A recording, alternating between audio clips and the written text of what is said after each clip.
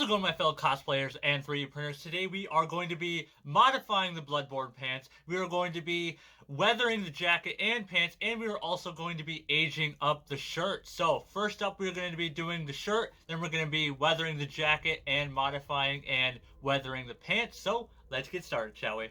Alright, so first up, we are going to be weathering this 100% Amazon Basics cotton button-down shirt. In the game, it has a button-down shirt. This does have a front pocket, but you won't really see it with the vest on.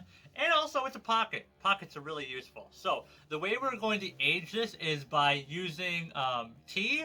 So, for the general rule is every cup of water, you add another bag of tea, and I'll be using some black tea.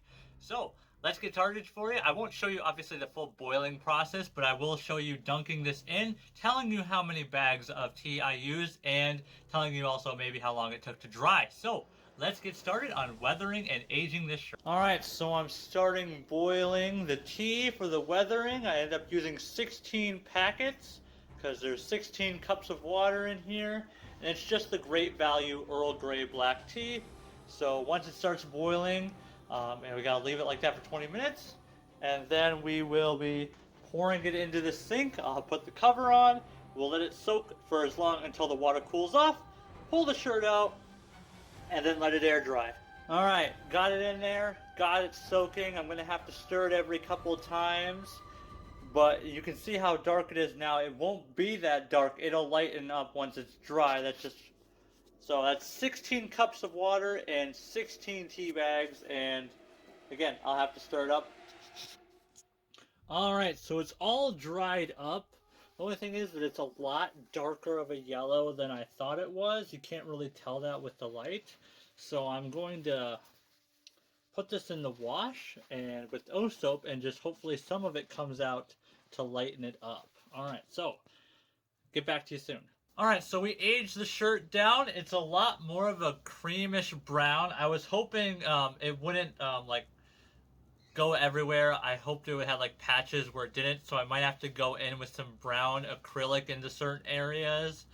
But I'm happy with this so far. So it's really not the white stark contrast. It looks aged. The whole shirt basically looks aged in all of its entirety, so I'm going to have to like add some more age spots in certain positions or certain places that would actually have more wear and tear, like the cuffs, obviously under here, the hem maybe, I don't know. But we are moving on to the coat now. So let's get started on that. Alright, so the coat.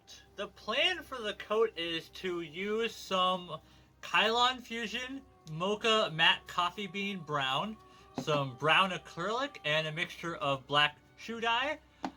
For the hem and also the elbows right here, we're going to be using a little bit of this, and then this, and then maybe some of this. So let's get started, shall we? Alright, so that I don't lose the place for marking the elbows, we are just going to take some black marker, and then we are going to aim right here with the black marker, just so that we can get a reference point where the elbow is. That will be all covered up with the coffee bean, and then we will be doing this side as well. Hopefully that didn't bleed through too much. There we go. So again, this area with the coffee bean spray paint and also the acrylic brown paint and also the hem. So let's get started on the spray painting process.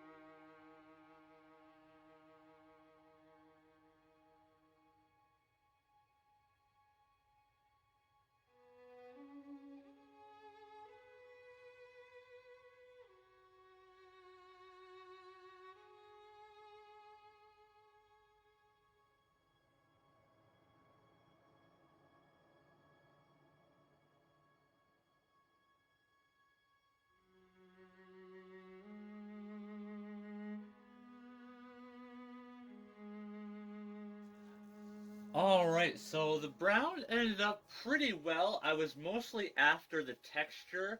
So now, like, this part, I don't know if it's coming up that well, is textured like it's caked in mud. Same with the other elbow. The bottom hem of this is actually really textured now, so that ended up really well. Looks like it's mud, it's uneven in places, so it looks great. So, now on to the paints. Alright, so now that we've got the jacket done, we are going to start working on the pants. Now, I had to do a couple things off camera because they were just too difficult to film. I tried.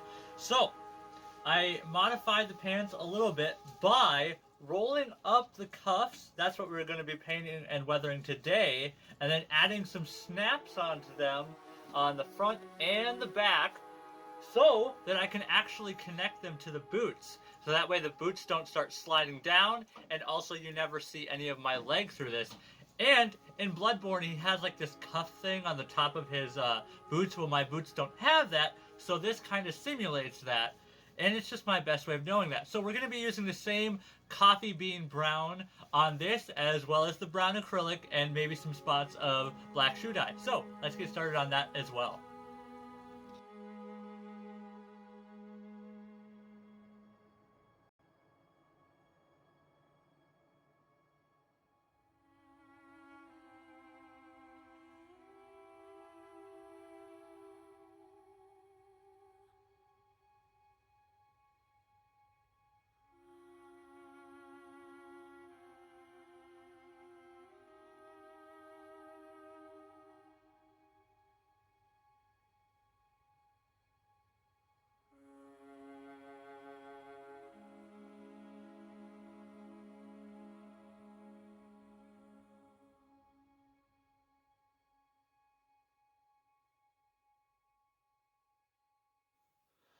Alright, so I've got the pants done. You will notice that the paint is not even, so it's not covering everywhere. Mud isn't even, that is what this is simulating. The knees turned out really well, it added some texture, and I do like that even though it was an accident, the brown matte coffee bean brown spray paint kind of what's the word? Kind of like dripped down, so it made it look like it was wetter mud. And if I add some red, that could also be considered like blood. I don't think I'm going to, because honestly, I'm pretty happy with this. And then the back turned out really nice as well. There you go. There's a visual of it. It did stiffen up this more than I thought it would, but me being in it will probably loosen it up, so it will be fine. So one thing I did last minute, after I'd done this, I decided, so with the cosplay that I bought, that I've been using pieces of, namely the vest, pants, jacket, and that's pretty much it that I'm using of it. It came with a face mask, or like a bandana. I'll show you a picture of that now. And so I used also the matte coffee bean brown spray paint on this, or that, so it turned out like this, so it actually looks a lot darker. And then I basically banged it against a pole to loosen it up, because the spray paint did tighten the fabric, but it turned out really well. And now there's all these nice creases and age lines on the back of it. You can also see on some of the detail where the old color is still showing through, so it just makes it look dirty and old material. So it ended up really well. So I will be doing a full wearing. I will show you me wearing the shirt, the coat, the pants connected to the boots, and then the face mask. And then all we will have left is two props that I'm doing, which will be coming out next week, and then also all the leather straps, which will hopefully be also coming out next week. And then it will be done. Then all of this will be done, and my full Bloodborne cosplay will be done. So yeah, so cue the full lookout, and see you next time.